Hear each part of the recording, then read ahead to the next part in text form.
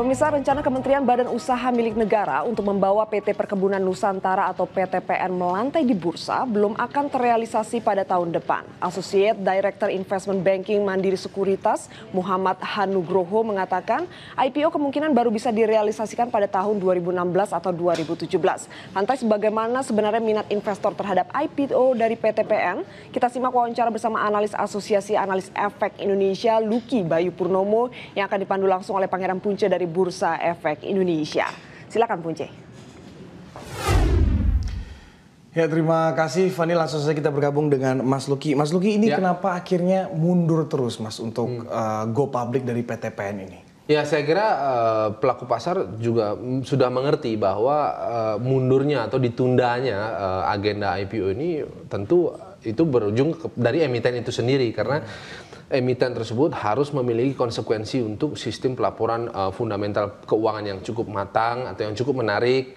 Kemudian GCG, Good Corporate Governance, juga harus sesuai dan memadai dari situasi pasar saat ini. Kemudian apresiasi pasar global, terutama underlying utamanya daripada sektor plantation ini adalah harga CPO sebenarnya. Nah, saya kira itu tiga hal atau tiga faktor yang menjadi pemahaman pasar mengapa pasar juga menilai IPO ini ditunda. Tapi saya kira intervensi berbagai macam pemangku kepentingan, diantaranya Bursa Efek Indonesia yang memiliki misi selain meningkatkan investor, tentu harus meningkatkan pertumbuhan emiten, itu juga diperlukan di situ. Kemudian intervensi dari DPR, sebenarnya DPR harusnya memberikan sebuah sinyal atau memberikan way out atau jalan keluar bagaimana untuk memberikan status pertumbuhan ekonomi kita cukup menarik di masyarakat atau di kalangan umum. Harusnya DPR juga ikut melakukan intervensi positif.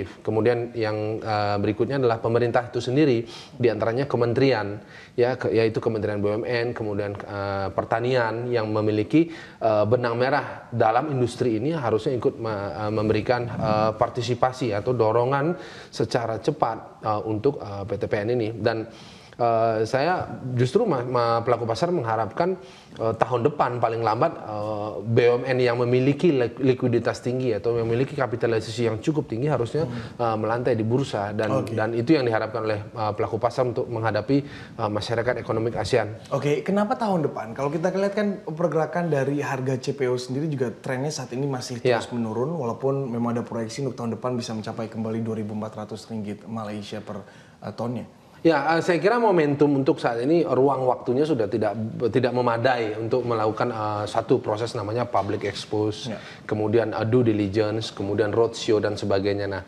minimal setelah kuartal pertama, ya kalau kita bisa lihat Februari, Maret atau April, itulah sebenarnya momentum yang cukup menarik untuk melantai di bursa dan bergabung dengan kawan-kawan lain yang berada di sektor plantation, diantaranya Astra Agrolestari, kemudian Boy Plantation, kemudian London Sumatera dan sebagainya, untuk sama-sama sebenarnya meningkatkan sektor, terutama sektor yang berbasis plantation dengan underlying CPO. Itu mengapa ruang waktunya tidak cukup untuk dalam waktu dekat, dan kuartal pertama pada bulan Maret tahun 2015 saya kira itu merupakan momentum yang cukup menarik.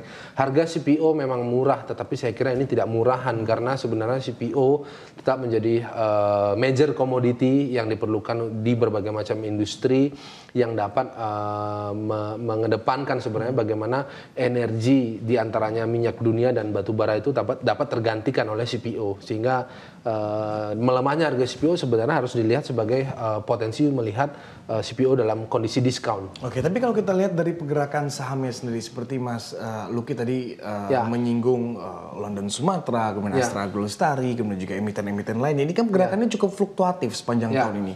Apakah juga waktu yang tepat lagi untuk PTPN melantai di bursa untuk tahun depan, walaupun dari pihak Mandiri Sekuritas mengatakan paling cepat 2016 gitu, Mas?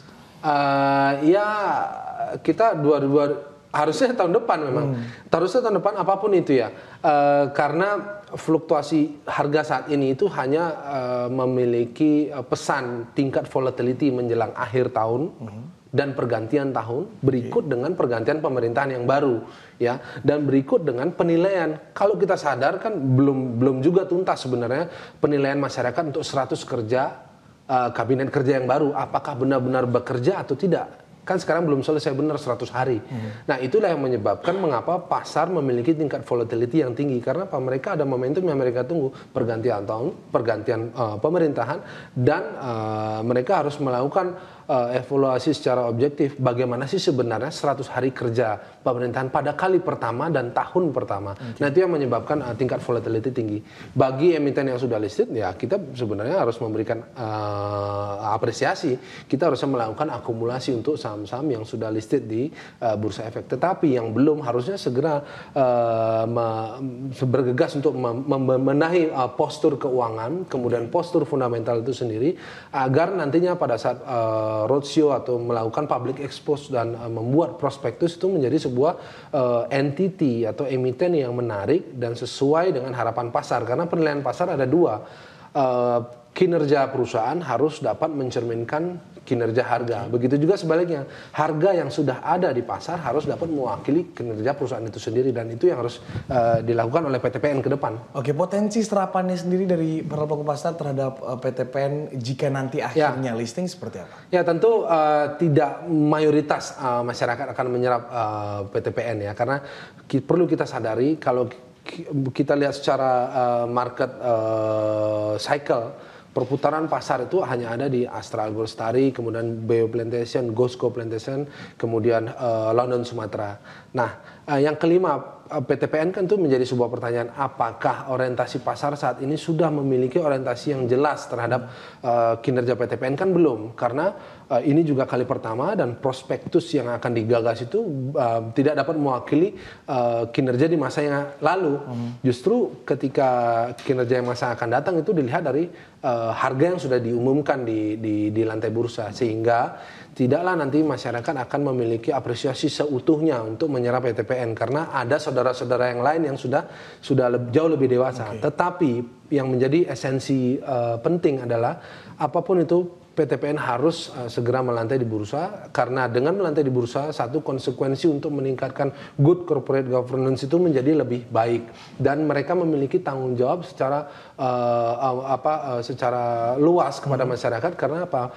Seluruh bentuk laporan sesuai dengan konsekuensinya TBK harus dibuka seluas-luasnya untuk memberikan manfaat yang sebesar-besarnya bagi para pelaku pasar dan masyarakat. Nah, untuk potensi harganya sendiri, apakah di saat harga CPO sekarang trennya menurun akan di bawah rata-rata harga wajar industri ataupun juga harga wajar dari perusahaan itu sendiri? Ya, saya kira tentu harganya di bawah harga rata-rata industri, karena persoalannya apa?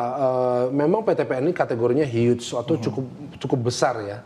Tetapi apakah body atau posisi postur badannya PTPN yang begitu besar ini dapat menjelaskan PTPN ini akan lari dengan gesit? Jawabannya tidak. Ya, karena mendingan kita lihat yang lain yang menjadi papan kedua seperti Gosco Plantation, kemudian kita bisa lihat London Sumatera, kemudian kita bisa lihat yang papan pertama yaitu Astra Algo Lestari. Sehingga besarnya kondisi fundamental dan aset yang dimiliki PTPN tidak dapat mencerminkan PTPN akan lari dengan cekatan. Berapa harganya, Mas? Ya, saya kira di bawah 1.000 ya. Di bawah 1.000 karena yang sudah melantai di bursa ada yang 1.500 dan ada yang 2.000. Sampai yang tertinggi di ALI itu sendiri di atas 20.000. Baik, terima kasih Mas Luki sudah bergabung di lantai bursa siang.